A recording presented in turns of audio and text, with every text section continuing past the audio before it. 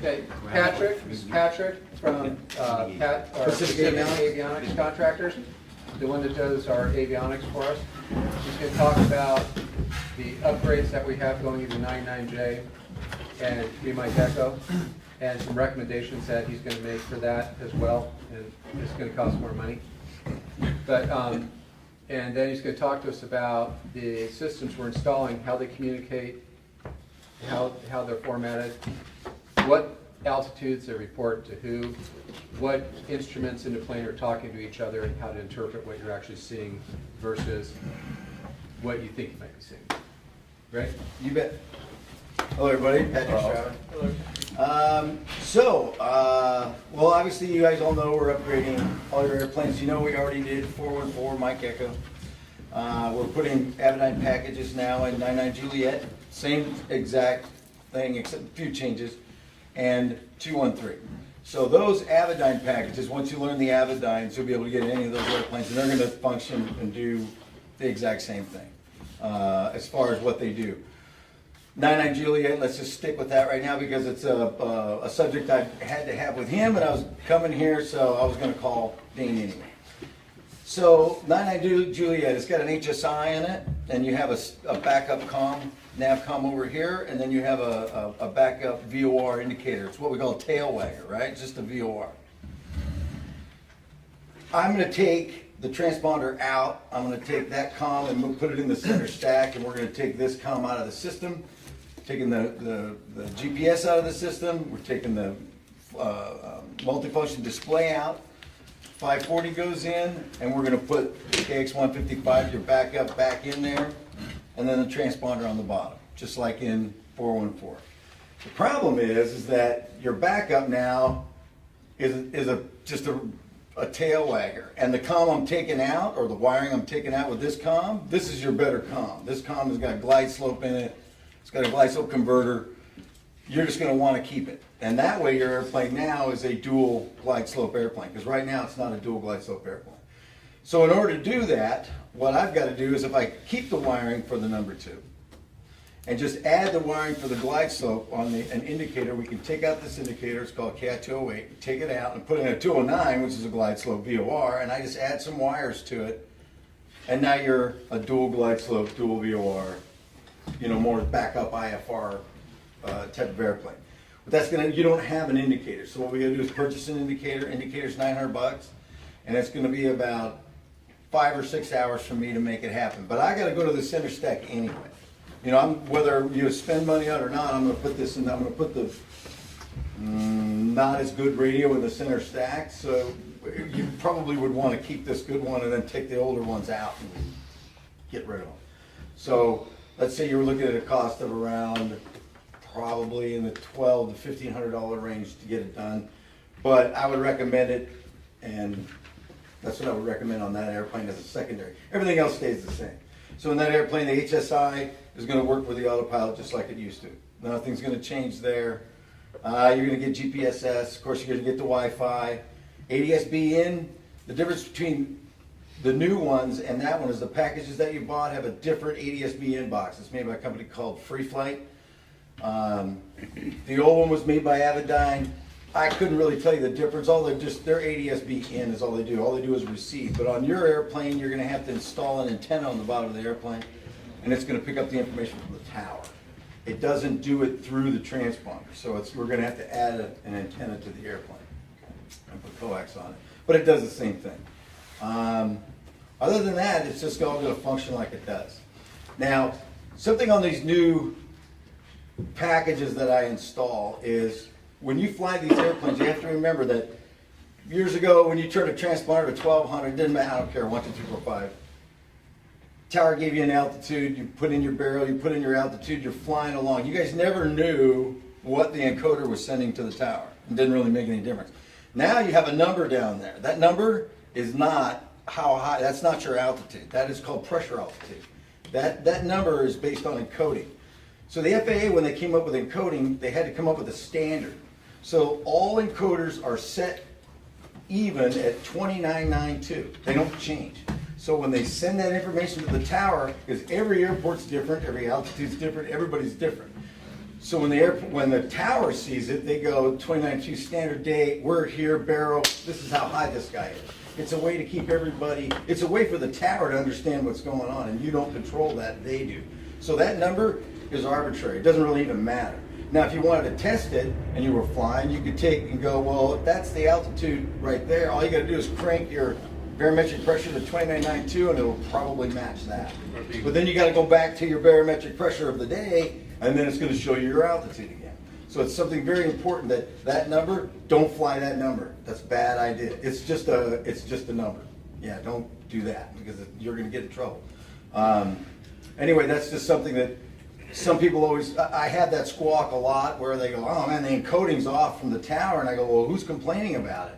I mean, what are they, well, what altitude were you at? I mean, I don't really understand. And now that people can see the number, they don't really understand the number, because when you couldn't see the number, the encoder just did its thing and it didn't really matter to you. But now that you see that number, don't worry about it. Like on your autopilot, KP 140, that's why you set the barrow in the autopilot, in order to have altitude hold. If you don't set the barrow in it, it's gonna not fly the correct altitude. It's the same exact process. So whenever you fly those things, you set the barrow there, but don't worry about that number, and you set your barrow on your altimeter, and that's where you fly. Whatever the tower says fly at an altitude, look at your altimeter. Don't look at that thing, because it's going to be wrong. And that kind of explains that thing, because I know that came up as a squawk and an issue, and it's not an issue. And well, it is if you don't understand it, but we went and tested 414. We tested 414, and it was accurate all the way to 12.5. Accurate all the way to the top, and I brought it back down, and it's correct. So, I mean, and I gotta be honest with you, that altimeter is way more correct than a lot of altimeters. That altimeter is correct within 10 feet, and they're rarely that correct. They rarely are. Okay. So the autopilot, is the barrel or the barometric pressure in the autopilot, does that have to be calibrated? In other words, is that adjustable? Because they're saying our plane flies off 100 feet. In other words, they say if we put in 10,500, the plane flies at 10,400, and that we have to put in an extra 100 feet to get it up to that. Yes, because it has its own pedostatic tube on it. So let me look in the manual. I'm sure there's an adjustment for it. I'll have to get involved in it and figure out what it is. Okay. But those autopilots at that age, it's tough sometimes to find the right information, and you just take these old tests. But if there's a way I can like fudge it by going, put a little tweak on it, and we'll all see where it goes. Does that make sense? Does it matter? Can't you just press the button a couple times and it goes up and Yeah, just you can. It's just we had a complaint that when you set it at a particular altitude that. If you set it at 10,000, it wants to And fly that's 10 kind of miles. like when you have your own airplane, certain little nuances, Yeah. and you take care of it. I always think the autopilot gets you pretty close and then you kind of dial it in. Yeah. Exactly, I totally agree. Plus the autopilot is set plus or minus 100. That's the resolution. You can't go 50 or 40. It's Yeah. Any autopilot that holds 100 feet is a Yeah. really, really good autopilot. Right, which means that it can be plus or 50 feet anyway. Yeah. Because it's Yeah. 100 up, 100 down. Right, and Exactly. I think the button is 20 feet or 25 feet or something, Yeah. so you play with it a minute. So how about, does the Avidyne display altitude? Because we Yeah. have lost Avidynes, right? Do they display altitude? GPS altitude. Okay. GPS altitude. GPS altitude. Where does that get its altitude from? Where is what, the autopilot? No, the Avidyne. It's not coming from the transponder. Well, an Avidyne takes it compares the encoded altitude, and it compares GPS altitude, and it formulates where it's at. Because as a backup, if it ever lost boss, it would take your encoded altitude and tell you how high you were. So that's And is that actually giving us our MSL, is that giving us true altitude above sea level at that point? true altitude, absolutely. GPS that's how high you are. So above that, when we look at that and we look at our altimeter, those should be relatively close. Relatively close, but remember, one's mechanical and the other one's just so exact, it's exact. Does that make Okay. sense? So when you're staring at numbers, and remember, all this stuff is within 5% at any altitude. When you get to 10,000 feet, you're allowed 80 feet Yeah. to be off, and you're still within regs of a mechanical altimeter. So if you see the GPS 80 feet off of that, you're kind of like, well, I kind of trust that, but you can tap on them. You know, they're altimeters. That's kind of the way they work. You know, am I right? I'm just saying, that's where they work. We do this all day long. I mean, that's just true. They're mechanical. And when they get wound up at the top, they really start to get kind of strung out. You remember, it's just a big giant spring in there that you're messing with, and a diaphragm that stretches it. So, but GPS is always, WAS is within a foot. When I put these WAS GPSs in your airplane, I have to actually go in and tell the GPS how high the antenna is off the ground in feet and inches. I take a measurement and I go, and by the way, I like on a Cessna, it's like something like 7 feet 3 inches off the ground, and you go 7.3 feet. That's how accurate it is. It's accurate within a foot. And for the G5s, because, you know, don't you have to actually put the plane on jacks and level the plane and everything too, or something? Right, like so a that? G5 being, well, so a G5 is like an AHRS gyro. Well, it is. It's an attitude gyro and roll, pitch, and everything like that. So I have to jack and level the airplane, and then I go in and go, that's 0. And then we set the airplane down, and then that's why when you get in it, it knows where it's at. You know, and that's why it'll sit on the tail, and then when you get it flying, it'll be level, and that's kind of the way it is. Now, leveling the airplane, you know, I mean, most airplanes fly exactly where they are level, but some of them don't. I mean, that's just the way airplanes are. So you may find nuances about that, and that's, you know, kind of the way they go, you know. But the main thing is that it doesn't fly crooked. Right. You know what I mean? It doesn't fly the ball. You know, that's all I ask people is that when you get in these G5s, and I do that, when you're flying it, is it straight? You know, I mean, is everything straight, and does the airplane fly? Trim it out. Don't fly by the autopilot. Trim the airplane out and just stare at it and go, how's this thing fly? Does it fly like this? Does it fly like this? Does it fly with the ailerons crooked, or, you know, how does it fly? Because when it comes to autopilots, an autopilot is just autopilots are really interesting because all they want to be is 0. They either have electricity over here, they have electricity over here, and they always want to find electricity in the middle.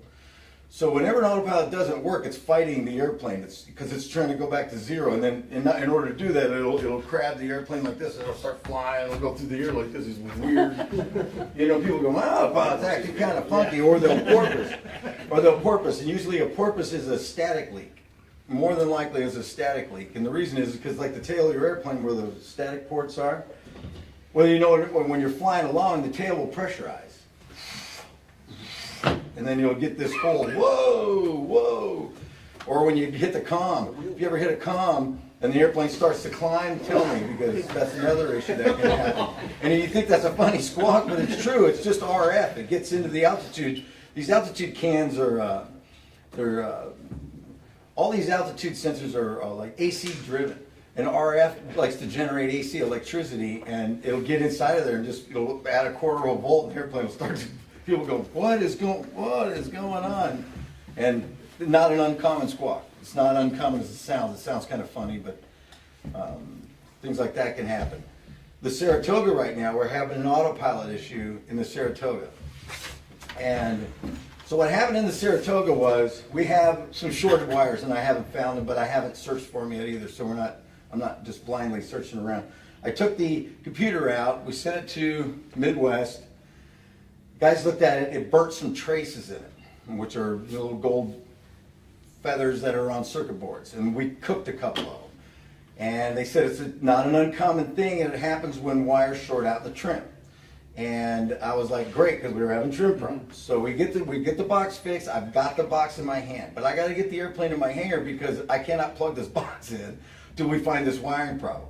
Blow it up again. And the wiring problem is more than likely, I'm just guessing, but it's more than likely in the yoke, because the wires in this airplane, it doesn't have a coil cord that goes down and out. The wires go down the yoke and they poke out a hole in the back, and then this airplane does nothing but this all day long, and I almost can guarantee you Chase the wire. it's probably shorted out on the back of the yoke. And it's not anybody's fault, it's just the way it is. So I gotta get in there. If that happened, I gotta jerk the whole thing out, and I'm gonna have to repair those wires, because I can't repair them where they are. So I'm kind of dreading what's gonna go wrong, but I kind of think I know what's wrong. But I gotta get it in the shop and make it happen, but I haven't just been ahead of time to do that yet. But I got the computer back, It's got an 8130 tag, so. Is there a sheath or a coupling that you can protect the wire harness? Well, there is, and it had one on it, but you gotta remember, when was this thing put in? It was put in a long, long time ago. So, well, what I'm gonna do is, if we're gonna spend money, I'm not gonna spend money putting wires down the same bad idea. I'm gonna take the wires out, I'm gonna put in a coil cord, and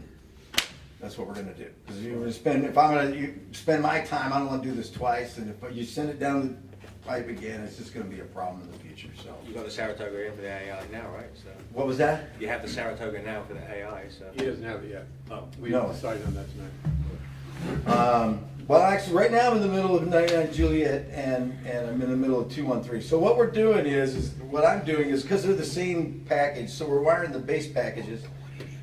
Now in 213, we're putting a G5 in it. So that's gonna be a different deal. So the G5 functions differently with the autopilot. The autopilot's gonna be connected directly to the G5 through an autopilot coupler.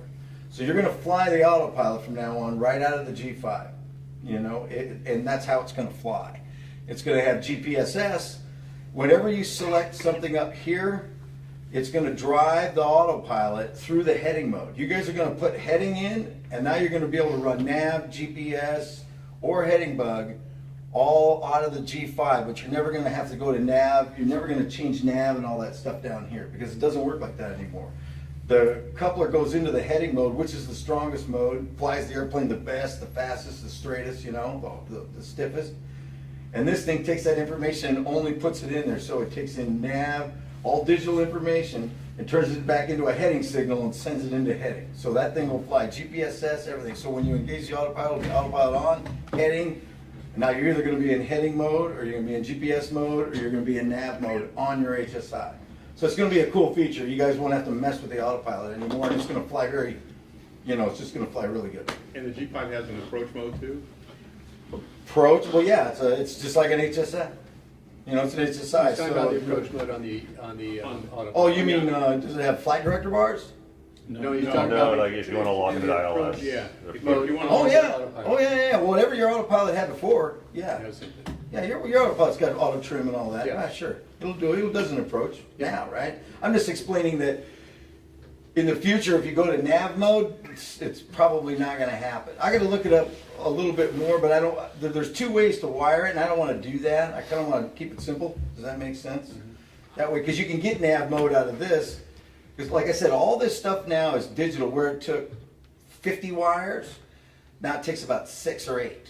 And all this information comes in digital, and this thing deciphers what you're doing. So as you put information into it, it knows what you're doing. When you hit the CDI button, and you go from nav mode to GPS mode, it turns purple, and now you're in GPS. But your autopilot only sees this, so now you're in GPS mode on your autopilot. So when you're flying your flight plan, it'll cut corners, and do GPSS, and the whole thing. You just won't have to mess with your autopilot as much. You still have to do altitude hold. I mean, don't get me wrong, it's gonna do all that And stuff. it's got command bars, you said, too? No, it doesn't. It does not. But we can do that. If you put in 2 of them, then you get into flight director mode and all that kind of stuff. But that's more with, I just installed the first Cessna autopilot. The digital Cessna autopilot with the old crap button. You guys know what I'm talking about? Yeah, the blue one. Cessna has the new Cessna GFS 500 is pretty cool. I just put one in at 182, and I haven't flown it yet, but it's very complex. There's a lot of parameters. But basically, it, like the G5, you level the airplane, and I tell it everything. Speeds, rate of climbs, turn rates, everything on the planet. It has its own AHRS gyro inside of it. Its own everything. So when you're flying along, you can take the yoke, pull back, and just punch the autopilot and go click, and it'll just go boom, and stop the airplane and just cruise along. You can be upside down and it'll flip the airplane back over and fly. It's the blue button, right? Whatever the blue button is, yeah, not the red one, not the red one. I forget, it probably is blue, I don't remember. It says I haven't flown one yet. I haven't done the OSIT button yet. We were all talking about, we're gonna do that, right? I'm like, oh yeah, we're gonna do it. I gotta make sure the thing works first. But, Yeah. but it's pretty cool, and it just does everything. I mean, it's the neatest thing on the planet. I mean, there's a lot of information that goes into it. So I'm really hoping this first one I've put in is really good, because I got 4 more lined up behind it, but for the cost, it's amazing. For the cost, it's really amazing. You know what, Dean knows this, what airplane did we put 10 grand in servos in? 2 years ago, 3 years ago? Remember all them servos? We had all them problems. We spent like $10,000 on autopilots. This autopilot, with every bell and whistle, is $12,000. All right. Every single, all the servos are exactly the same. They're all exactly the same one. They just have different mounts on them, but the actual servo is exactly the same. And the cool thing is all of it is tied together in what they call a backbone CAN bus. So I can take this one out, stick it in there, take this one out, stick it over there. I can do whatever I want, and they all just, once they plug in, they go, oh, I'm this guy now. Yeah. And the computer runs around and knows who everybody is. If you're there, it knows you're there. If you're there, it knows you're there. It's pretty intuitive. I mean, it's about time they got around to this because it's pretty cool. Pretty cool. The only thing I don't know anything about longevity, you know. I mean, the autopilot control head is about, it's that big and it's that deep. And the rest of it's servos. Wow. I'm telling you, I route wires and they chain together. Now, you still got to crawl around the tail and mount stuff. And, you know, it's still an autopilot installation, but the technology that they have it talking together is fantastic. I love it. It's about time. And they only work with G5s. Isn't that cool? Of course. But the autopilot doesn't work with anything else because it's all digital. It's completely digital. And all that memory and programming you do through the G5. So it's so cool. You get in the G5 and that's how I program the computer. You don't do really anything with it down here. I'm in the G5 telling it what to do and putting all the speeds and everything in it. And it's really cool. So we're pretty excited about that. So there's a guy in the airport with a 182 and, you know, you guys ever see me, talk to me about it, but I haven't flown it yet. We got it running and they engaged it in flight and they did some lefts and did some rights and they shot an approach and that's about all they did. So they're waiting for me to get up there and really do the big test on it. So that's that. Saratoga. So if you want an attitude indicator, that's not a big deal. Get rid of all them hoses. They're just junk anyway. It's a bunch of weight. Plug the holes. Mac can take care of actually all that other stuff. You know, I'll put that in and just have him take all that stuff off. Again, 99 Juliet, we have that issue, and I don't know. Remember, does anybody know 213? Does it have the same thing? 223 Mike. Or yeah, Mike Echo. Does it have the same thing? Does it have a? No, I think we got. That one has a glide, Yeah. so we don't have to worry about that Yeah. one when I do that one. There's Okay. a Sandell. Yeah, and we're gonna get rid of the Sando. So, And the what do you want- Sandell's do you gone. want to add the other, put in the other additional glide slope for 1,200? Estimate, Yeah, so I can figure it out? yeah, we have to give them an estimate. Treasurer, it's number bank. No, I know. I don't care. I'm just telling you. I would have talked to you about it, and you would have talked to him about it. It's the same thing. But I recommend it. I mean, there's no reason not to. You want them all the same anyway. Because an indicator, even if you had one that went bad, you can't swap, you can't trade, you can't do anything with it. You'll be a Cuisinart and for the money and the time. I'm already there. Yeah, you're already there. That's a good savings. You're already there. All your autopilots are the same. They're, like I said, they're all going to work like they work. The only one's going to be a little bit different is Saratoga. But again, like with 414, when the HSI dies, you guys aren't going to spend $2,500 getting a gyro overhaul. I'm going to put a G5 in, and then it's going to work like that one. And we're just going to keep dancing this down the line. 99 Juliet will get the same thing, and then when you get in them, they're all G5s, all talk to the same autopilot, all do the same thing. That's just the way to go. We're not going to spend money on gyros, and me and Dane have had this conversation many times. It's just crazy. You know, there's just no reason to anymore. Unless you got a stack of them and they're free. I mean, I get that. I mean, free's free. Keep it going as long as you can. But once they're all junk, there's no reason to be in that industry anymore. Especially with warranties and Garmin's, they kind of own the industry, so they can be a little slow. But that's because they're busy. But they back up all their stuff for years. So I can't complain about any of that. Can I make a comment about the Saratoga? If we go back into the shop looking at the instrument panel, I think we put ring lights around the instruments. And Yeah. Yeah, the top one blows. I know, I got you. Yeah, Yeah, I had to take them all out. You Yeah. can't, and I had to put a post light in there. Here, and this is the trick with that. If you guys decide to get an attitude indicator, that all comes out, then you won't have to worry about it. That's the whole thing with that. The issue I had is that the plastic, Overlay? just sits a little bit closer to you, closer to the pilot, and the knob, it like interferes with the knobs a little bit, like the altimeter. They're gonna be gone, yeah. Okay. You mean like for the altitude and all that? Yeah, The altimeter is kind of hard to. Yeah, yeah, that's, so next time it's in there, if we can play with it, or I don't know if the knob can come out a little bit or something. well, you know, Or we can get rid of you plastic. can take just a small Allen and you can take the knob and slide it out and screw it That's back what I was in or thinking, something if like you that. can look at it next time we get to Yeah. that point, but I had trouble setting the barometric pressure last time I flew it. But no, those overlays, they are what they are. It's just the way the airplane Yeah, came. it's- So. Yeah, Yeah, I know, so. at some point we can. But anything else other than that? Anybody got any more spots? On that altitude issue that you talked about, so it happened to me 3 times. Yeah. One of them I was with a CFI. Basically, it starts with ATC repeating the altimeter. So you repeat it back. And then finally, once was over Fillmore, the other time it was coming down from Monterey, they told me I was off 200 feet.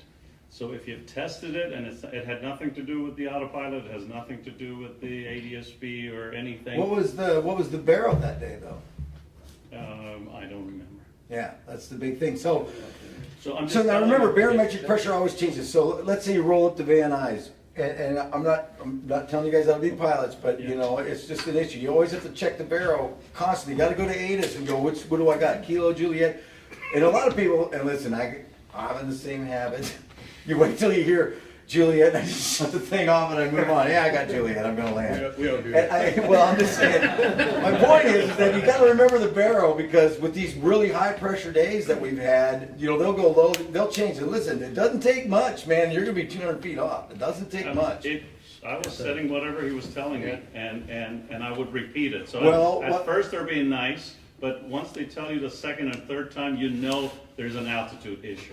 Otherwise, My thing though is it changing? Because here's the thing, we're back to a pedostatic leak. I'm not saying it doesn't have a leak, because a leak will pressurize. So if it's happening, look if is it rising or is it falling? I gotta know which direction it's going, and then we can go look into it. And it's just kind of one of those things where I gotta know if the system's being pressurized. Because when you're flying along, there's a lot of, you're going 140, all right? So I mean, shit's happening. I gotta try to figure that out, even though it's a non-pressurized airplane, it's tough sometimes. And like I said, there's a lot of connections, and we're gonna add connections. I'm gonna add, with these G5s have connections. So when you get all these connections in this airplane, it's kind of a weird thing. You know, was your speed off? not that I know of. Not that you know of? No. All right. It was just, and especially when I got over an airport right before Santa Barbara, because I saw people taking off, that's when he got really nervous about my altitude. Because I was on an IFR flight plane. And you were and this is in, For my Echo. And so, like I said, it happened once with a CFI over Fillmore, and the same story. They just keep repeating altimeter, and then finally I asked them, okay, what do you show my altitude as? And we were 200 feet off. I wrote an email, but I think I was 200 feet too low. But I can look it up. well, again, so if that's the case, and on the ground, my box doesn't have an issue, we're back to possibly a leak. And so it's being caused. So, So- if I may, I wasn't on that flight, so I don't know the details, I wasn't there to see what was going on. I was. But, exactly, so I'm saying, I can't comment to that day, what the barometric reading was, what the setting was, right? But 414 Mike Echo, I've flown on 3 instrument flights, and one's an IMC, and 1 departure in IMC. And I've never been called out on 414 Mike Echo. And I'm not saying, I'm not speaking to your term, I'm just saying on that airplane with all the instruments, I've been on several IFR flights. And Well, let's just keep our eye on it, you know, I don't want anybody to get hurt, Ask but. a couple times when we're flying it, and we'll report back.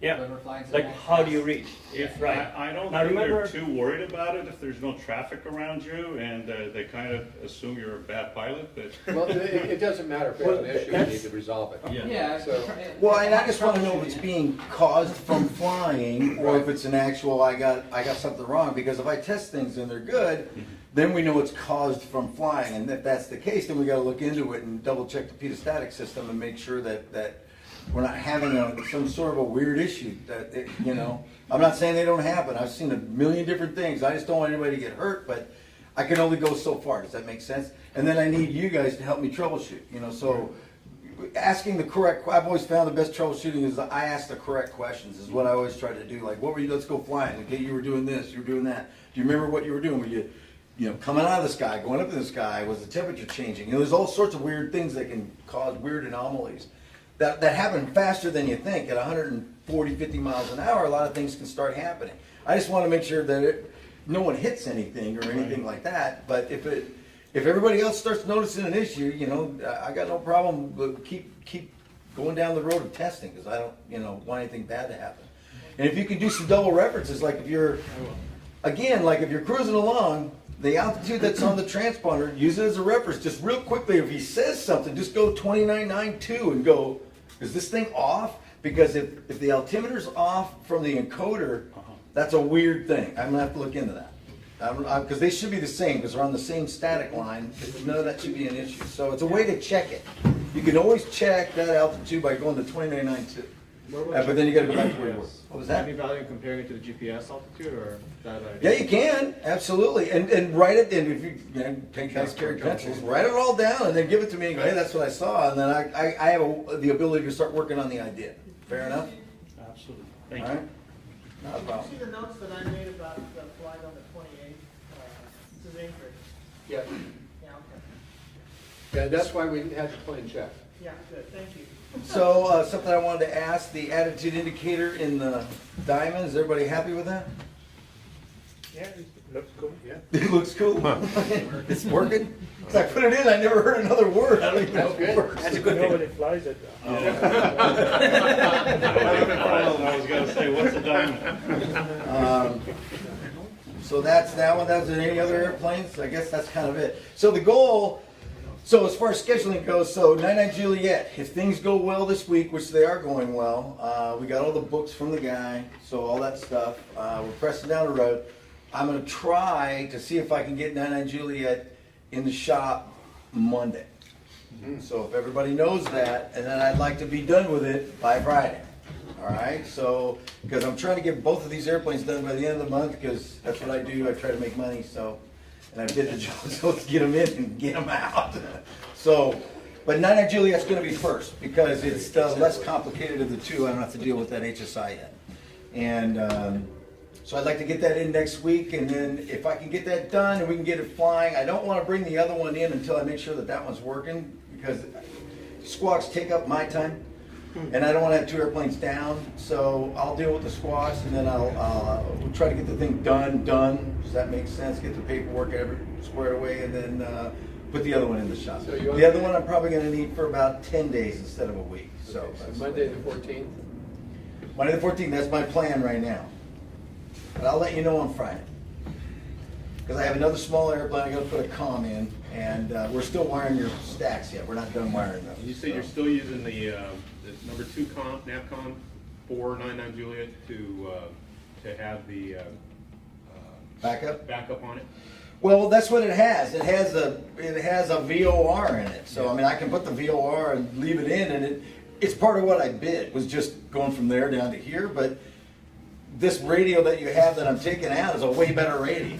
So I recommend spending some money and installing the better radio, because you already own it. Might as well take the junk out and put the good stuff in, since we're already upgrading it anyway. And then, but you're going to have to upgrade the indicator. That's the money you're spending. You don't have an the big thing is you don't have an indicator. That's going to cost you $900.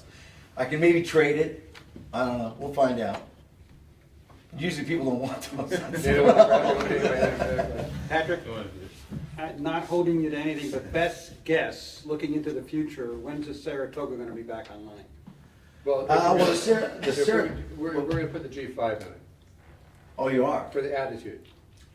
I'll do that after I get done with these two. Is that okay? And then I'm going to put the autopilot in. You never asked if it's Well, okay. listen, you guys are a club. If you want me to put that in first, I'll bring the Saratoga in on Monday, but I don't. Well, you should probably stick with your plan. Yeah, I think Stick so. with your plan. All I'm saying is that I have a G5. Well, the in thing is, stock, I'd rather actually. have you do the Saratoga first, because that way we won't have two planes down at one time. And the Saratoga is only going to take you like a day and a half. Well, remember, I'm fixing this autopilot. That's my issue with the Saratoga. Oh, that's right. Yeah. See, the Saratoga and the attitude I'm going to do, I'm kind of thinking if you guys want me to do that now, then I probably should just go down this autopilot and attitude road. Well, I'd rather and- get you to have to get the one plane that's down, up, than take one that's up and bring it down, have two down. Well, I agree, because 99's flying, so. Yes, You guys agree? yes, Dave, very There is only one problem.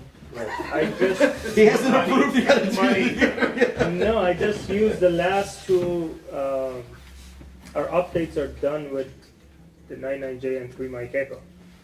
So if they go past next month, I don't wanna buy another update for They the, shouldn't go past next You month. said the Saratoga is gonna That's take. okay. well, if the couple days Saratoga AI. is gonna need the autopilot and the G5, how many Which days is- it's gonna be down? Saratoga with the wiring harness, with the autopilot and the installation of G5 is gonna take longer than a day.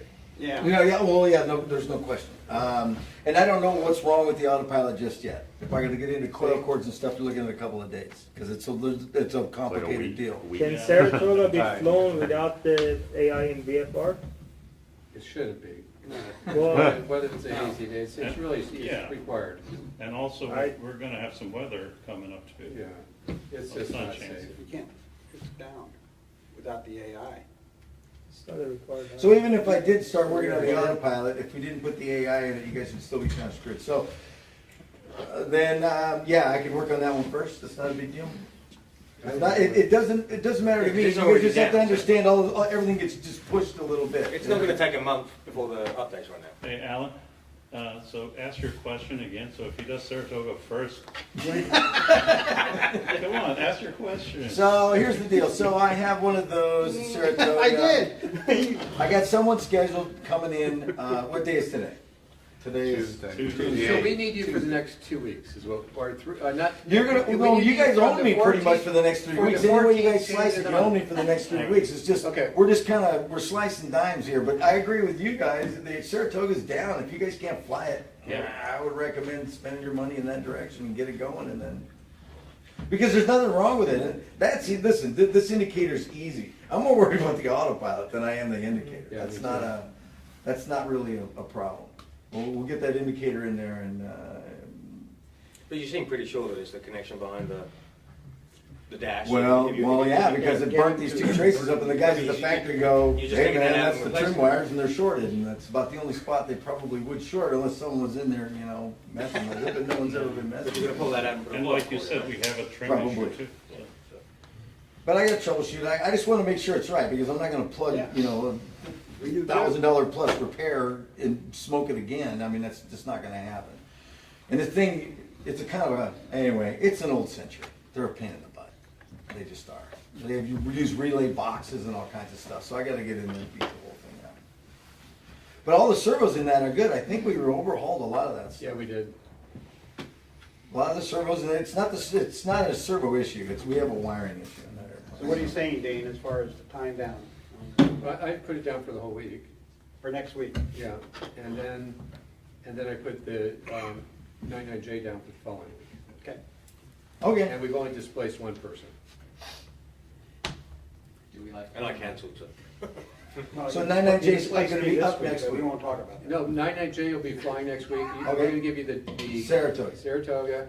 and then the following week, you take the Yeah, 99J. yeah. And then 414. Yeah. Well, no, you wanna give it about a week or so. Two through 3 Mike Echo. But 3 you Mike wanna give Echo, it a I need week? 10 days. Okay. 99J, I need a week. And the Saratoga, you're giving me a week, that's cool. If it takes less, I'll let you guys know, you can have the airplane. And then we roll the dime, or the 99J in, yeah. Yeah, just whatever, however that works out. So I can take it literally the next day. Okay. It's gonna take two guys, I need Ty anyway, he's gonna have to help me because you gotta stand on both ends and beep it out and we gotta figure out what's going on, so. Are you gonna need a test flight in the Saratoga at some point? Oh, you wanna go? Yeah, we did it once, we can do it again. That's right. You It'll be survived. fine, it's all good. Oh, you're a good pilot. Hear him? Okay.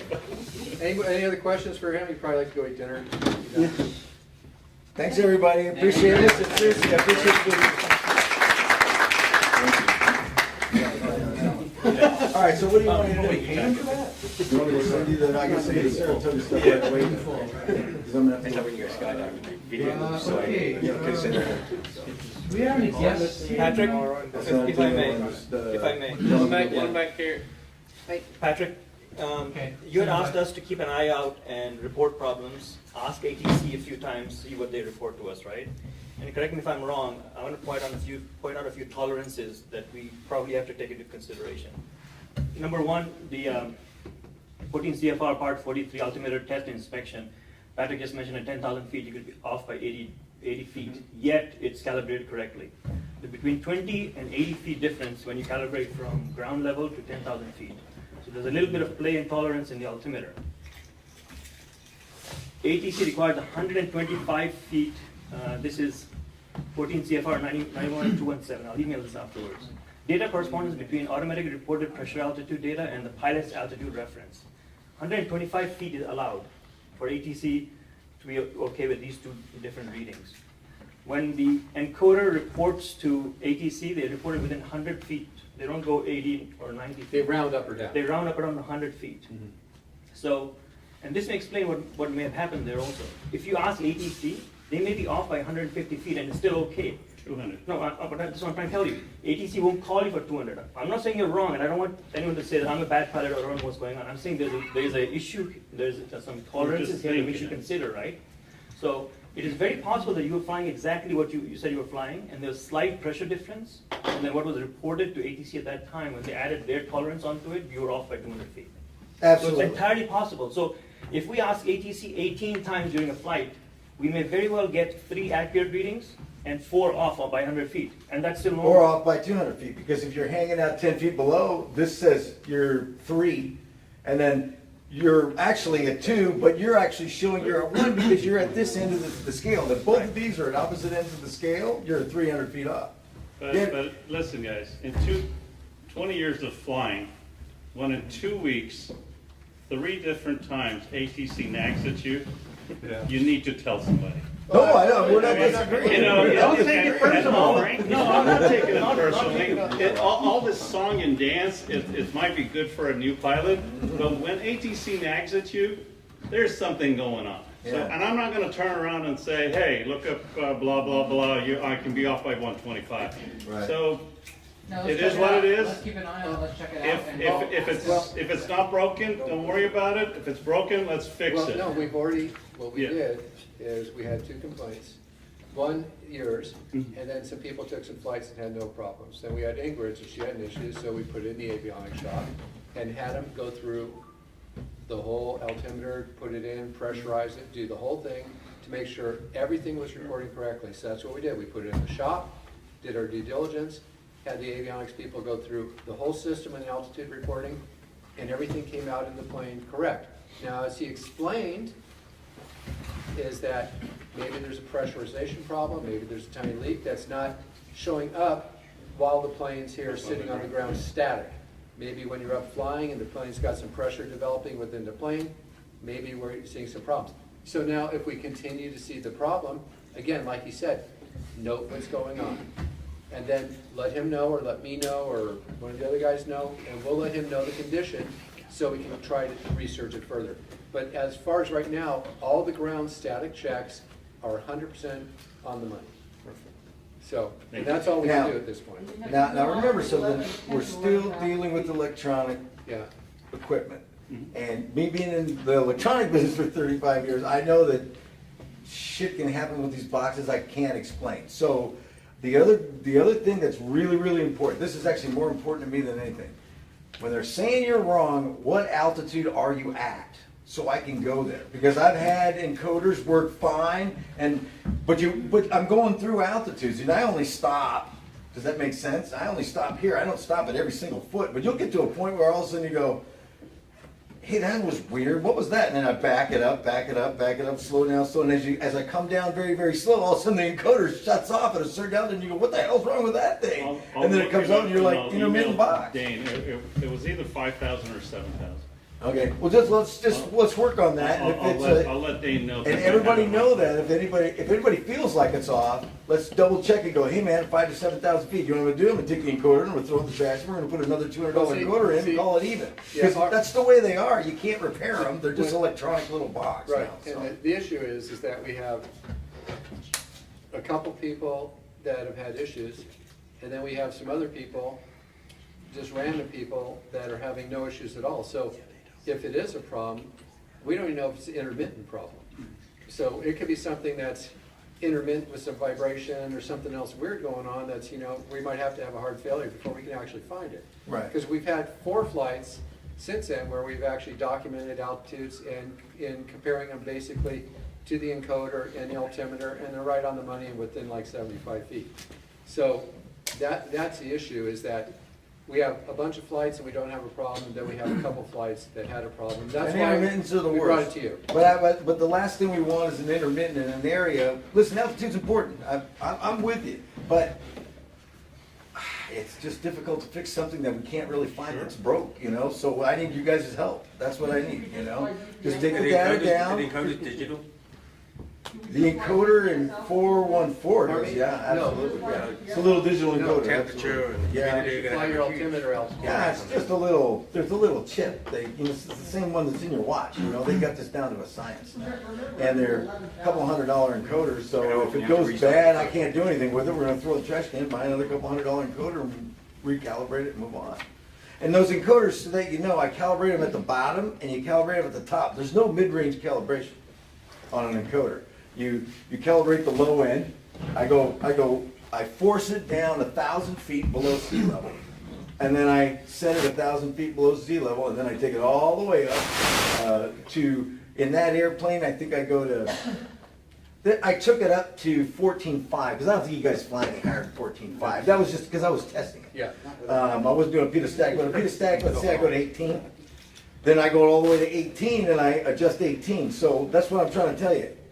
It's a piece of electronic equipment. It could be jacking up in the middle, and it's screwing up in the middle. We're gonna go get another one and just move on. But I don't, we gotta narrow it down. And for the couple of $100, there's no sense in risking lives and arguing about it. And like I said, you can't repair them anyway. We'll just replace it. All right, fair enough? Thank you. All right. Once again. Thank you, guys. Good evening. Hey, thanks for letting me spend you guys' money.